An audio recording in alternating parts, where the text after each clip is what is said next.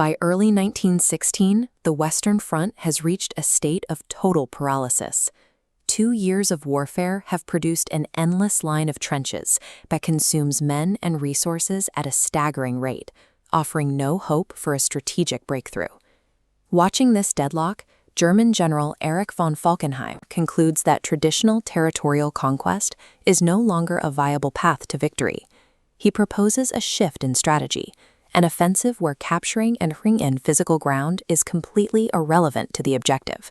He designed a battle as a calculation of resources, seeking the point where a nation's willingness to defend its territory becomes a fatal liability. This map shows the front line through France. Falkenhayn chose Verdun because it was a fortress steeped in national pride France would never abandon. The geography creates a salient, a pocket forcing their army to funnel reinforcements into a tightly confined space. Once the French were concentrated in this pocket, Germany would utilize its massive artillery superiority to systematically destroy the reinforcements.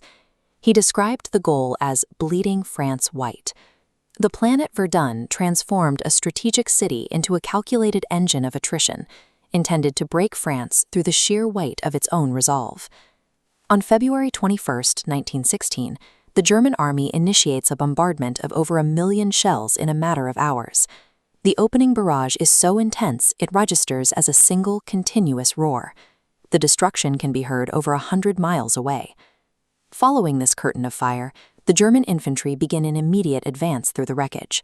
Success comes rapidly. Fort Douaumont, the anchor of the sector's defense, falls in days. It is captured by a small German unit after its garrison was reduced to a skeleton crew by the shelling. In the first week, Falkenhayn's plan appears to work with terrifying efficiency, pushing the entire French defensive line toward total collapse. General Philippe Pétain is placed in command of the sector with an uncompromising mandate. Verdun will be held at all costs. Maintaining that order requires a constant, massive influx of men and ammunition into a salient that is already under heavy, zeroed-in bombardment. Pétain organizes the Voie Sacrée, the Sacred Road. This single logistical lifeline maintains a relentless stream of trucks, bringing fresh troops in and carrying the wounded away. By keeping the city supplied, Pétain ensures the defense continues, feeding hundreds of thousands of men directly into the path of the artillery. Over the following months, the landscape is utterly erased. Villages disappear into the mud, forests are reduced to splintered stumps, and soldiers fight in a world composed entirely of craters and remains. Control of shattered hills and forts shifts back and forth repeatedly. Tens of thousands of lives are lost for tactical gains measured in mere hundreds of meters. The scale of the loss draws in the entire French Empire. Colonial troops endure horrific casualty rates to retake destroyed positions like Fort Douaumont late in the year. Out of this nightmare comes a rallying cry of absolute national resolve.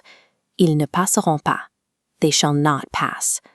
The battle evolved into an uncontrollable mutual slaughter as national pride overruled the cold military calculation that started it. By December 1916, 10 months of fighting end with the front line barely moved. French counterattacks pushed the map back.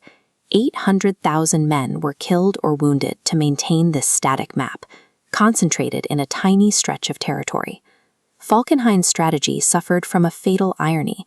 By attempting to bleed France white, Germany bled its own army just as severely.